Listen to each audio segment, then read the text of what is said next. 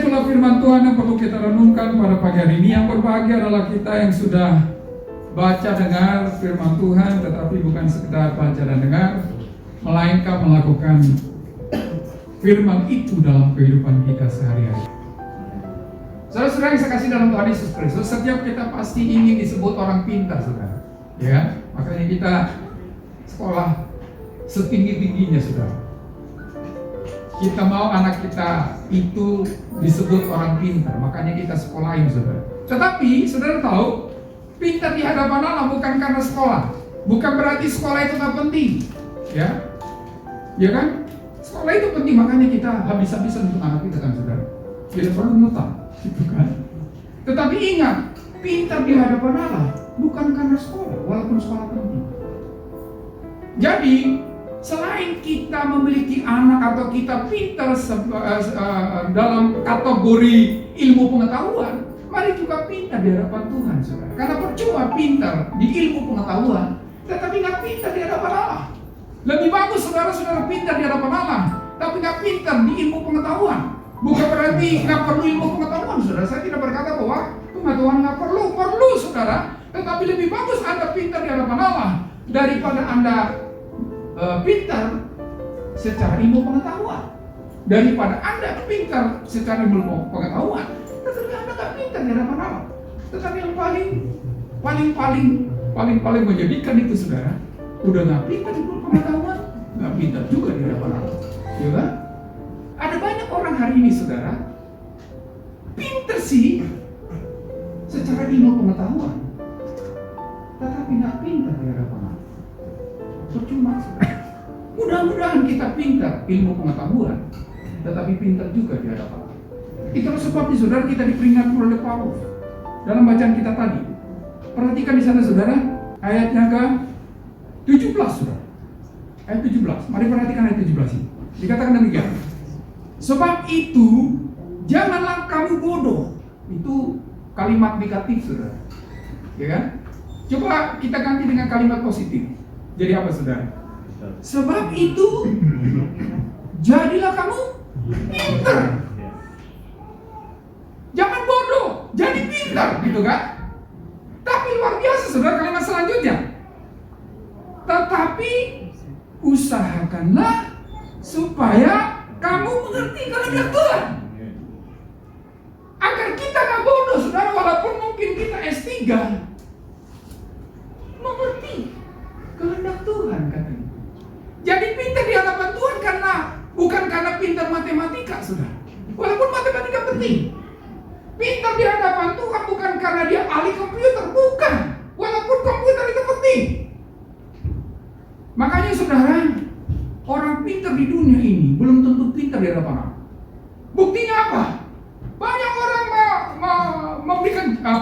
melakukan berbagai tindakan yang tidak masuk nalar, tentu nggak masuk nalar sebenarnya, saudara. Walaupun dia pintar, yang menunjukkan bahwa dia nggak pintar di hadapan Allah. Walaupun secara ilmu pengetahuan dia pintar, kenapa? Karena dia tidak mengerti kehendak Allah di kepintarannya sebagai ilmu pengetahuan, saudara.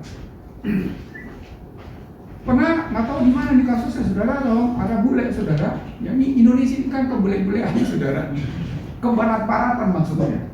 Pernah saya di jemaat yang pernah saya layani, saudara, ada seorang yang memang udah lama di luar negeri di Amerika, saudara, lalu pulang lagi ke Indonesia. Dia berkata begini, sebenarnya orang Indonesia ini dibodohin oleh orang bule, katanya. Kenapa? Ada banyak orang mencari bule sekarang untuk kerja di Indonesia. Tapi Bapak tahu nggak, bule di Indonesia itu yang nggak laku di sana, katanya. Tapi gajinya luar biasa. Nah, buktinya, saudara, ada bule yang jadi manajer sebuah perusahaan di Jakarta, saudara, loncat dari ketinggian gedung, saudara, sampai ke dasar.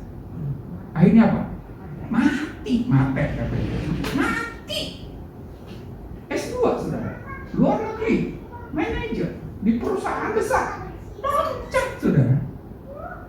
Pintar nggak itu kira-kira? Dunia berkata pintar, tapi menurut saya bodoh, saudara. Hati-hati. Belum tentu kita ini punya ilmu pengetahuan yang tinggi, kita pintar di hadapan Allah.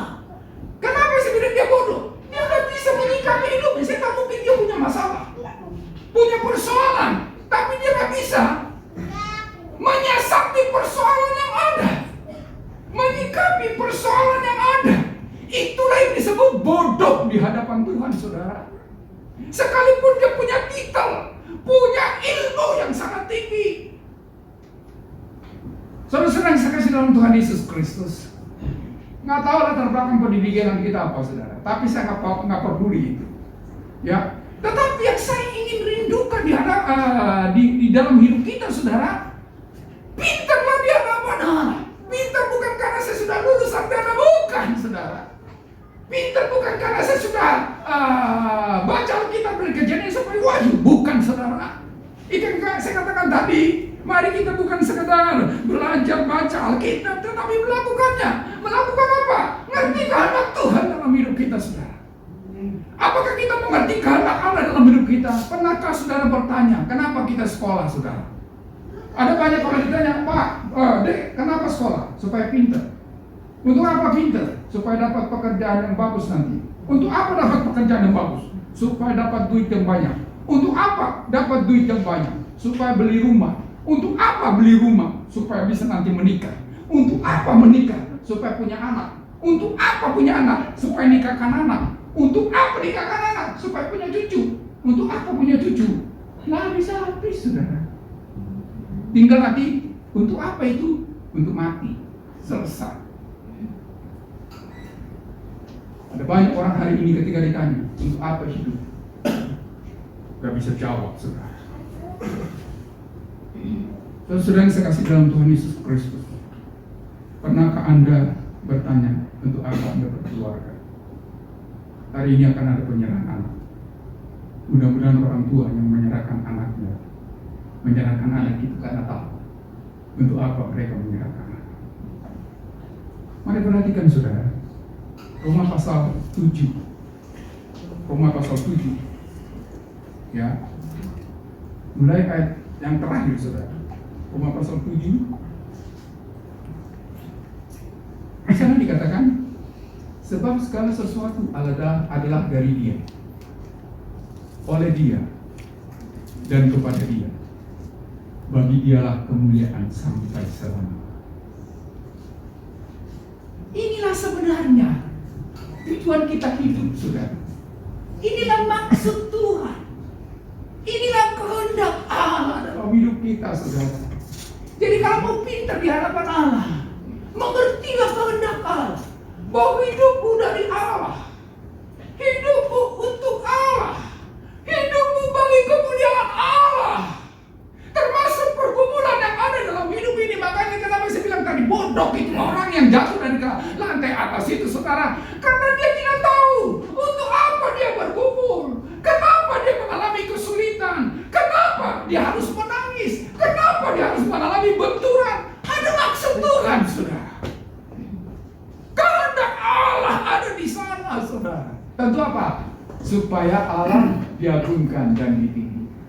Roma pasal 11, pasal 7, saudara. Mungkin harus kita baca ini. Pasal 7, ayat yang terakhir. Ya, ayat yang terakhir. Oh, pasal 11, mohon maaf. Pasal 11, ayat yang terakhir. Pasal 11, ayat yang terakhir. Ayat yang ke-36. Sebab segala sesuatu adalah dari Dia, dan oleh Dia, dan kepada Dia. Bagi Dialah kemuliaan sampai selama-lamanya. Segala sesuatu, termasuk pergumulan kita, saudara, termasuk masalah yang Tuhan izinkan terjadi, termasuk air mata kita, saudara. Makanya kalau ditanya, untuk apa sekolah? Memang untuk pintar sih, tetapi supaya Allah diagungkan di sana. Kenapa sekolah? Supaya dapat pekerjaan yang baik, benar sih, tetapi supaya Allah diagungkan di pekerjaanku. Kenapa kerja? Supaya dapat duit yang banyak, betul sih, tetapi duit yang banyak supaya Allah diagungkan di sana. Termasuk kenapa Anda belum dapat pekerjaan, kenapa Anda belum menikah, kenapa Anda belum dapat sesuatu yang Anda harapkan, kenapa mengalami pergumulan dan masalah, kenapa kita harus menangis, kenapa kita harus berbenturan dengan orang. Sebab segala sesuatu untuk kemuliaan Allah. Kalau kita belum sampai di sana, kita masih belum ada apa-apanya, saudara. Masih terus harus belajar supaya pintar, saudara. Itulah sebab dikatakan jadilah pintar, bukan belajar di universitas walaupun itu penting.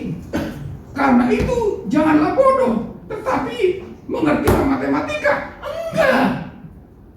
Jangan bodoh, tetapi mengertilah kehendak Tuhan. Sejauh kita tidak mengerti kehendak Tuhan, kita tak pintar di hadapan Allah, saudara. Sekalipun mungkin segala sesuatu kita sudah alami dalam hidup ini. Lihat orang kaya, saudara. Saya kira kenapa itu juga mereka keluar angkasa, saudara. Coba, luar biasa kan?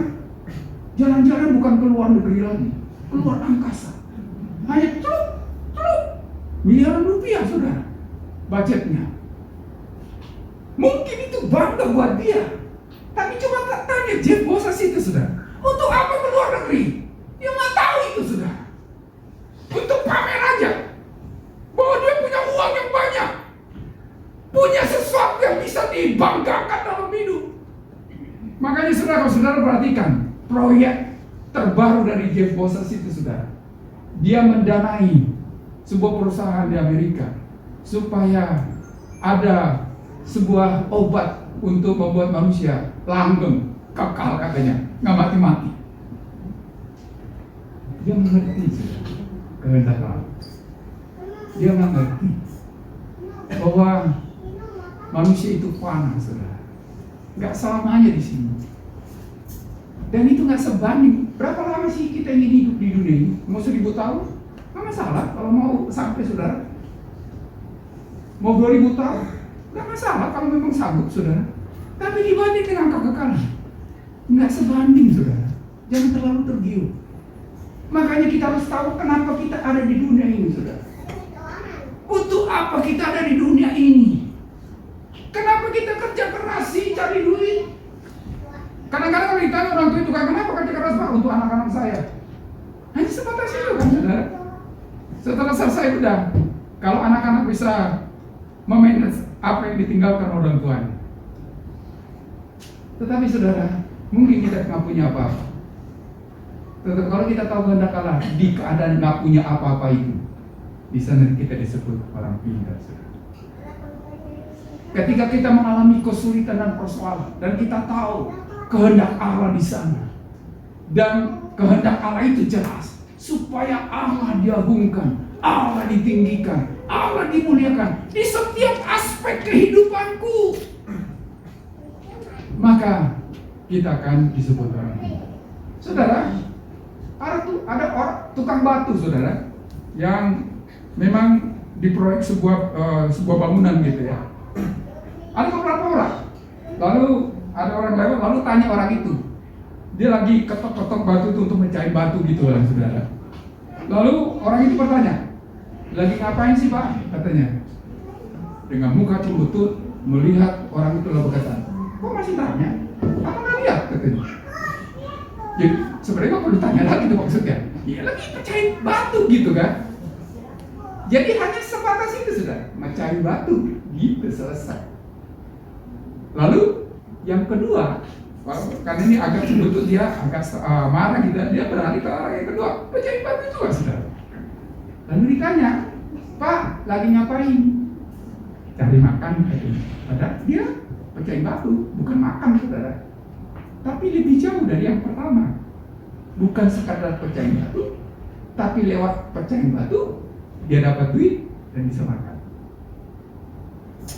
Selesai, saudara. Lalu dia tanya lagi yang ketiga, sama juga pecahin batu juga, saudara. Lagi ngapain Pak? Oh, saya sedang pecahkan batu untuk dipakai dalam proyek pembangunan sebuah rumah, di mana rumah itu nanti akan menjadi sebuah gereja, di mana gereja itu akan didatangi oleh orang-orang itu akan memuji dan memuliakan Allah. Kita pun sudah, walaupun pecahin batu. Terlalu banyak orang hari ini berpikir pendek, sudah. Persoalan hancur deh, sakit kiamat deh, gitu kan? Terlalu pendek, sudah. Ada orang ketiban rezeki, lalu jadi gila gitu kan saudara. Ada banyak kan seperti itu kan. Rezeki nomplok gitu, hilang saudara. Nah, lagi tren sekarang, kalau saudara perhatikan, orang-orang kaya baru itu saudara, pamer saudara, bahwa rumahnya hebat, miliaran, puluhan miliar gitu, mobilnya bagus berderet gitu ya. Hanya gitu saudara, itu tadi. Pecahin batu, butuh apa? Makan. Saudara saya kasih dengan Tuhan Yesus Kristus. Kalau begitu, apa hubungannya kita dengan makhluk yang lain? Tidak ada hubungannya. Sama saudara. Padahal Tuhan ciptakan kita lebih daripada ciptaan yang lain. Karena ada maksud Tuhan, ada kehendak Tuhan dalam hidup kita saudara. Jadi orang pintar yang pertama cirinya adalah dia tahu kehendak Tuhan. Apa kehendak Tuhan dalam hidup? Itu supaya Allah diagungkan, Allah ditinggikan, dan Allah dimuliakan di setiap aspek kehidupan. Baik ketika dia punya ilmu yang tinggi, ketika dia punya kedudukan, ketika dia punya harta yang banyak, bukan pamer di medsos saudara, ngapain coba? Ketika dia bergumul, dia tahu untuk apa dia bergumul. Karena suatu saat, kalau saudara perhatikan dalam kitab Filipi, engkau dipanggil bukan hanya percaya Tuhan Yesus, tetapi engkau juga dipanggil untuk siap menderita bagi Kristus. Ada maunya Tuhan di penderitaan kita, saudara. Ada kehendak Tuhan di masalah hidup kita. Setiap persoalan tidak berdiri sendiri, saudara. Ada sesuatu yang Tuhan akan kerjakan dalam hidup kita di situ. Kalau kita tahu kehendak Allah, dan orang yang tahu kehendak Allah di posisi itulah yang disebut orang pintar, saudara. Apapun pendidikannya, mungkin dia nggak makan sekolahan, saudara, tetapi dia menyikapi pergumulannya dari kacamata iman kepada Tuhan, bahwa inilah kesempatan Allah diagungkan dalam persoalanku, Allah ditinggikan dalam kemelut hidupku. Makanya kadang-kadang saudara, Tuhan izinkan persoalan terjadi dalam hidup kita, bukan karena Allah ingin mengacaukan hidup kita, bukan saudara. Kadang-kadang penderitaan Tuhan izinkan supaya kita tahu maksud Tuhan apa dalam hidupku di masa seperti itu. Dan kalau kita tahu saudara, Allah harus digabungkan dan ditinggikan di sana, maka kita akan disebut orang pintar bangetnya anakku. Pintar banget. Dia bisa menyikapi persoalannya seturut dengan kehendak. Jadi apapun latar belakang pendidikan kita, kalau kita tahu kehendak Tuhan di sana, ya mudah-mudahan orang-orang berpendidikan semua ini saudara, ya kan? Tetapi tahulah kenapa kita punya pendidikan ini. Suatu saat mungkin orang menjadi pejabat, tahu nggak dia untuk apa dia jadi pejabat? Banyak orang nggak tahu untuk apa dia jadi pejabat, makanya korupsi kan saudara. Saya tuh heran yang korupsi itu saudara, udah banyak duitnya saudara, apalagi sih yang kurang sebenarnya? Sampai duitnya saking banyaknya ditempelin ke dinding saudara. Ya kan? Itu mantan ketua MK itu. Ini ditempelin saudara, diumpetin. Untuk apa lagi coba? Makanya saya bilang, bodoh saudara. Bodoh. Karena nggak ngerti. Nggak salah saudara-saudara punya jabatan yang tinggi. Ayo kejar itu. Tapi tahu nggak ketika engkau sampai di sana, untuk apa? Supaya Allah diagungkan, supaya Allah ditinggikan di sana. Kan lebih efektif kita meninggikan dan memuliakan Allah ketika kita punya jabatan kan. Semua orang, coba saudara, seorang kepala kantor ketika ibadah Jumat di kantornya, udah duduk duluan di tempat ibadah. Bawahan akan datang semua. Tapi ini tidak disadari. Soal juga enggak, lihat juga enggak, gitu kan? Ada kuasa sebenarnya untuk membuat kita lebih efektif untuk memuliakan Allah. Tapi karena nggak tahu untuk apa, saudara? Ya untuk cari makan, betul sih. Wah, untuk menjadi sebuah kebanggaan, betul sih. Jadi orang pintar di hadapan Allah, saudara, adalah orang yang tahu kehendak Allah. Gak jauh. Apapun yang kita alami, apapun yang kita kerjakan, apapun yang kita lakukan, kiranya Allah diagungkan. Yang kedua, saudara, ciri orang pintar yang kedua itu, ya, masih dari Efesus pasal 5 tadi, saudara, dikatakan saudara di sana, orang pintar itu adalah orang yang memanfaatkan setiap waktu yang ada. Itu kan di dunia pun sama, saudara. Orang pintar itu adalah orang yang memanfaatkan setiap kesempatan yang ada. Nah, kesempatan di setiap posisi kehidupan kita seperti apa, saudara? Seperti mungkin kita seperti yang saya katakan tadi, kita ada dalam sebuah posisi, pergunakan kesempatan itu. Atau mungkin kita ada di bawah, itu juga kesempatan untuk mempermuliakan Allah. Allah berkehendak di setiap posisi hidup kita. Allah gabungkan. Karena dikatakan sana, hari-hari ini jahat, saudara. Kalau kita tidak mempergunakan waktu yang ada, maka waktu itu akan menghancurkan kita.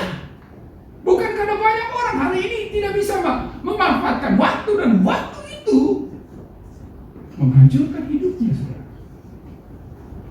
Pemerintah berusaha untuk memblokir situs-situs yang nggak benar, saudara.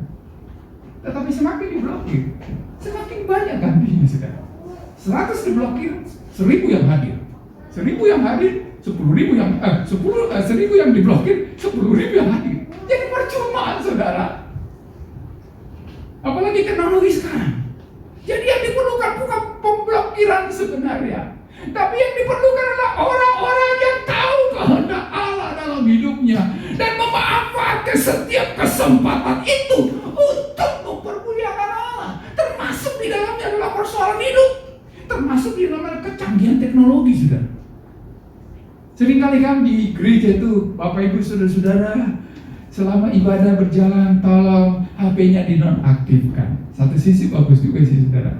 Tetapi setiap saya ibadah, saya nyalakan HP saya, saudara. Bukan untuk main medsos, bukan. Bukan lihat FB, bukan. WA, bukan, saudara. Ada banyak hal yang lain yang bisa saya cari, sementara ada pengkhotbah di sana, supaya saya lebih mengerti firman Allah. Setiap kesempatan harus dipakai oleh orang pintar, saudara. Kesempatan tentu sesuatu yang membuat kita mempermuliakan Allah. Tetapi memang benar, kalau cuma WA dan FB dan juga YouTube, tutup itu handphonemu. Kok ibadah buka YouTube sih? Kok ibadah buka WA, FB, Twitter, buat apa coba? Kayaknya ada waktu yang lain nanti yang kita bisa pergunakan. Tapi kalau di waktu hari Minggu ketika engkau dengar khotbah, engkau buka HP-mu yang canggih itu, berselancar di internet untuk melihat kebenaran firman Allah, menguatkan apa yang disampaikan oleh pendeta itu, pergunakan itu, manfaatkan itu.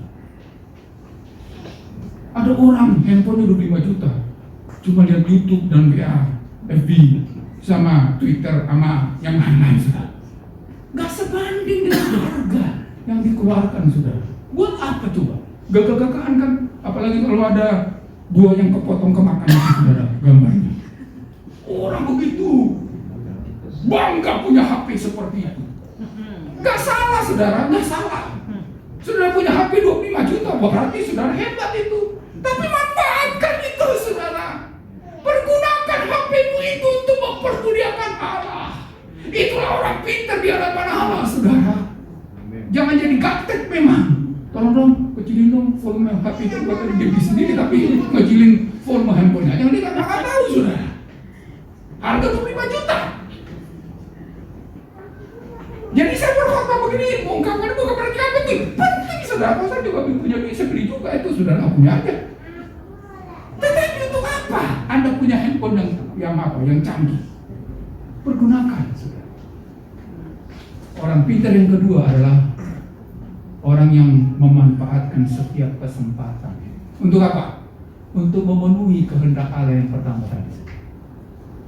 Untuk memenuhi apapun posisinya. Engkau punya uang banyak, puji Tuhan, haleluya. Tapi orang bingung sekarang dengan uang yang banyak. Saking bingungnya, dia nggak tahu mau dikemanain duitnya, saudara. Tetapi tahukah, saudara, Tuhan izinkan dan beri kesempatan bagi Anda untuk punya duit yang banyak. Gunakan kesempatan itu, saudara, untuk mempermuliakan Allah, untuk mengagungkan Tuhan. Kalau enggak, waktu yang ada itu akan menghancurkan kita, saudara. Makanya pakai handphone pun yang enggak benar, yang ditonton pun sesuatu yang enggak benar, saudara. Ya, dunia kita sekarang udah sempit, saudara. Enggak ada lagi batas-batas. Mau di kamar, apa nggak ada sesuatu yang bisa masuk? Bisa, saudara. Tapi nggak masalah, mau masuk kayak dia, mau nggak kulonong kayak dia, mau nggak ngomong kayak dia. Kalau kita tahu dan mempergunakan waktu yang ada ini, hanya bisa apa, saudara? Justru itulah kesempatan untuk mempermuliakan Allah, untuk mengagungkan Allah. Nah, untuk bisa sampai di sana, saudara, jadi yang ketiga dari orang pintar di hadapan. Ayat yang ke-18. Ayat 18 berkata apa? Dan janganlah kamu mabuk oleh anggur, karena anggur menimbulkan hawa nafsu, tetapi hendaklah kamu penuh dengan Roh Kudus. Ya memang sulit, saudara, untuk bisa mempergunakan setiap waktu untuk mempermuliakan Allah. Apalagi desakan dari dunia ini memang menggiurkan, saudara, menyilaukan. Kalau kita nggak awas, kita akan tergelincir. Itulah sebabnya jangan mabuk dengan tawaran dunia ini. Jadi mabuk dengan penuh Roh Kudus diperbandingkan, saudara, di sana. Artinya apa? Mabuk itu kan nggak bisa kendalikan diri, ya. Maunya sih ke kanan, tapi jatuhnya ke kiri, saudara. Karena apa? Udah mabuk, maunya berdiri, tapi dia selonjoran, saudara. Karena udah mabuk. Jadi itu negatifnya. Kalau dunia ini menguasai kita, maka kita tidak akan pernah bisa melakukan apa menjadi kehendak Allah dalam hidup kita. Tetapi itulah sebabnya Paulus berkata, penuh Roh Kudus, saudara. Memang kita akan berkata, ya pendeta sih ngomongnya enak gitu ya. Betul, memang ngomong itu enak, saudara. Tetapi enak nggak enak, itu harus dilakukan, nggak bisa enggak. Makanya Paulus berkata, jangan mabuk oleh anggur, tetapi mari beri dirimu dipimpin oleh Roh Kudus. Engkau tidak akan ada alasan lagi untuk berkata, aku nggak sanggup. Betul, memang engkau nggak sanggup. Tetapi kalau engkau mau dipimpin oleh Roh Kudus, maka engkau akan disanggupkan untuk memanfaatkan waktu yang ada ini, untuk bisa memenuhi kehendak Allah dalam hidupmu, di mana di setiap musim kehidupanmu engkau mempermuliakan Allah, saudara. Nggak peduli apapun keadaan dan kondisi yang kau hadapi, karena ada Roh Kudus. Jadi nggak ada alasan, saudara. Wah, terlalu susah, Pak. Nggak mungkin. Memang, adakah bagi Allah yang tidak mungkin, kata firman Tuhan? Segala sesuatu menjadi mungkin, saudara, kalau kita merelakan diri dipimpin oleh Roh Kudus. Jadi ciri yang ketiga dari orang pintar, dia tahu siapa dirinya, dan dia berlindung kepada yang lebih kuat dari dia, saudara. Udah tahu nggak bisa, udah tahu nggak sanggup, lawan pergumulan, lawan persoalan, lawan kesempatan di di kesuksesan itu, hancur, saudara. Dulu dia nggak punya apa-apa, setelah punya apa-apa berantakan, kan, saudara. Kenapa? Coba menjalani hidup dari kemampuan dan kekuatannya. Lihatlah orang-orang sukses yang dulunya adalah orang-orang kere, saudara. Hancur justru di saat sukses. Makanya ada lagunya yang Kribo itu, saudara. Lebih bagus di sini, kata. Kenapa? Justru di kota itu ternyata menghancurkan orang. Tetapi mau dimanapun kita, saudara, mau di sini ke, mau di sana ke, mau di kota ke, mau di desa ke, kalau kita rela dipimpin oleh Tuhan, maka setiap kesempatan adalah waktu untuk mempermuliakan Allah, saudara. Dan itu orang pintar. Mau dimanapun kita. Kalau kita ditanya, mau jadi pejabat atau enggak? Ya, enggak salah, pejabat, Pak. Tapi pejabat yang tahu akan kehendak Allah. Pejabat yang memanfaatkan jabatannya untuk melakukan kehendak Allah. Yang sadar bahwa dia harus dipimpin oleh Roh Kudus untuk sampai di kehendak Allah, yaitu mempermuliakan Tuhan. Kalau enggak, jabatan akan menghancurkan kau, saudara. Nah, itu orang Kristen korupsi hari ini, saudara. Beraih adalah kesempatan untuk mempermuliakan Tuhan kan. Tetapi justru korupsi, termasuk pendeta saudara, korupsi saudara. Bingung juga saya. Ya, kenapa di sini Pak? Tuhan bangga karena beritakan Injil gitu kan. Wih, hebat itu saudara. Kalau masuk penjara beritakan Injil. Tapi coba ditanya orang yang di penjara itu karena korupsi, ditanya, kenapa di sini Pak? Coba jawabannya apa saudara? Padahal itulah kesempatan sebenarnya untuk mempermuliakan Tuhan. Tapi mau ngomong apa coba?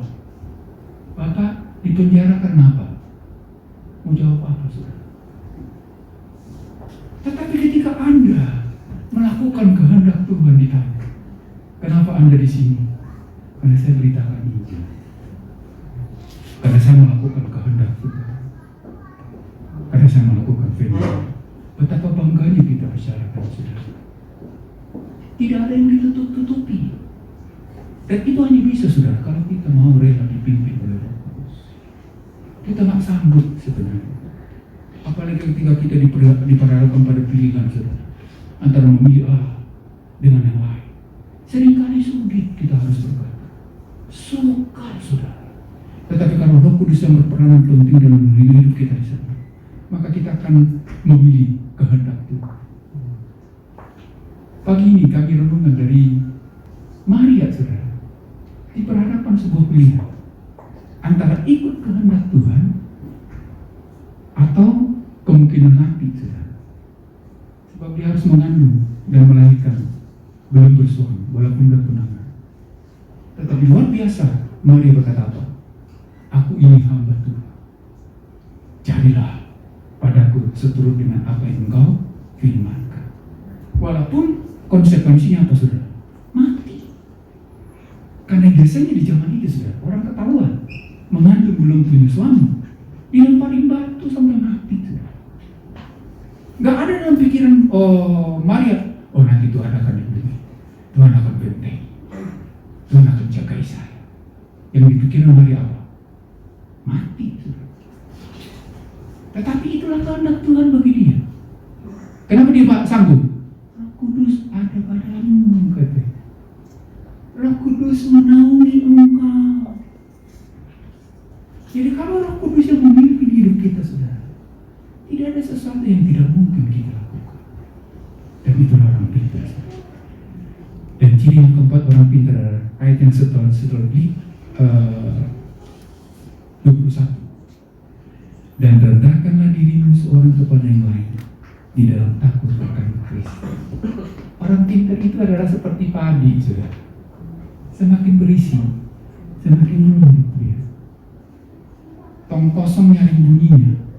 Kosong kan? Padi bodoh itu saudara. Kuat mana gitu kan? Tetapi orang yang pintar, dia akan nunduk, akan rendah hati. Dan itu sudah dijaminkan oleh Tuhan Yesus kan? Yang dia adalah dalam rupa Allah katanya. Sebenarnya dia adalah Allah itu. Tetapi mau merendahkan dirinya. Dibanding kita, siapa kita? Siapa sih yang paling tinggi di dunia? Nggak sebanding dengan Yesus. Jadi kalau kita coba-coba ingin sombong, lihatlah Yesus saudara. Nggak sebanding kita dengan dia. Untuk bisa rendah hati, lihatlah Yesus. Dan orang pintar sebenarnya orang yang semakin banyak ilmunya, semakin dia akan rendah. Gak berkuat-kuat saudara. Itulah orang pintar di hadapan Tuhan. Semakin tunduk di hadapan Allah, semakin merendahkan dirinya di hadapan Tuhan. Dan hanya sadar ini adalah anugerah. Kalaupun saya jadi pejabat adalah anugerah. Kalaupun saya punya uang yang banyak adalah anugerah. Kalaupun saya punya pengaruh dan kuasa adalah anugerah. Semata-mata oleh karena kasih karunia Tuhan. Kalau bukan, saya ini bukan siapa-siapa. Tetapi ada banyak orang hari ini karena uang dan kekuasaan, termasuk pendeta saudara. Ada teman saya menganggap bahwa dia adalah bos gitu kan, semua itu anak buah saya. Hati-hati saudara. Keberhasilan sebenarnya seperti dua sisi pisau saudara. Bisa dipakai untuk sesuatu yang bagus, tetapi bisa juga untuk mencelakakan. Jadi ketika suatu saat Anda ada di ketinggian, hati-hatilah.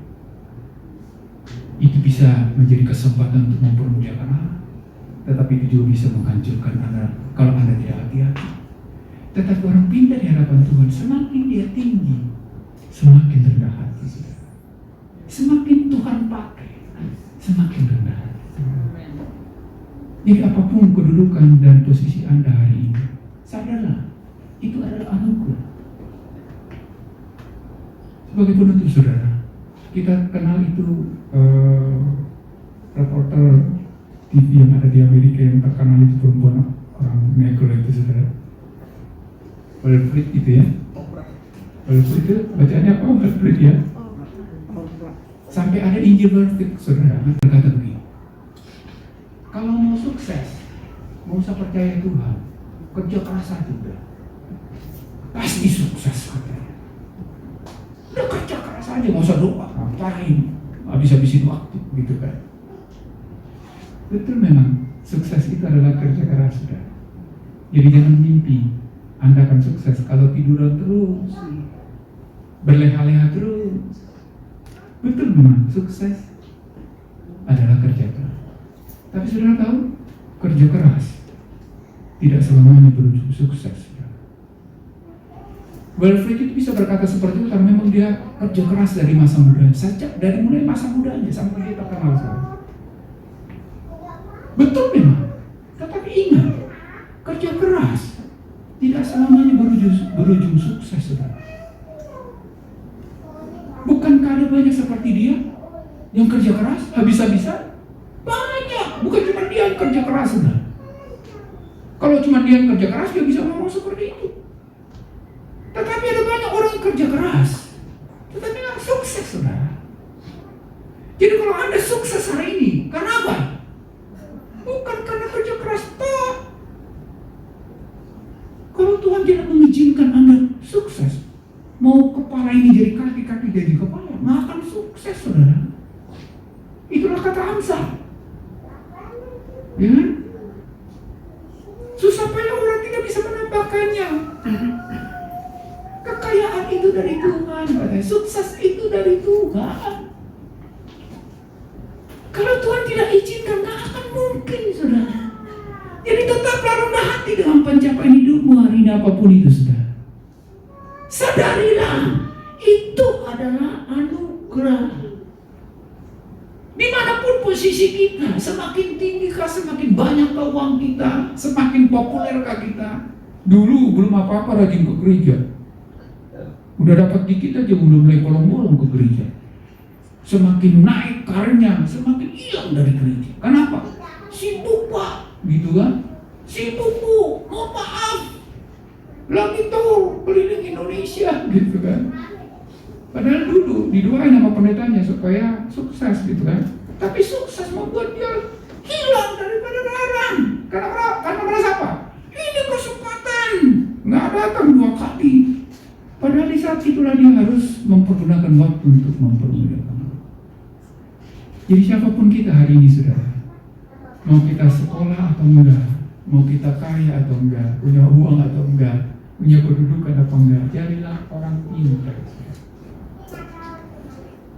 Pintar di hadapan Allah. Orang pintar di hadapan Allah adalah orang yang tahu kehendak Allah dalam hidupnya. Untuk apa kita ada di gereja ini? Tahulah, untuk mempermuliakan Tuhan. Untuk apa kita kerja? Tahulah, untuk mempermuliakan Tuhan.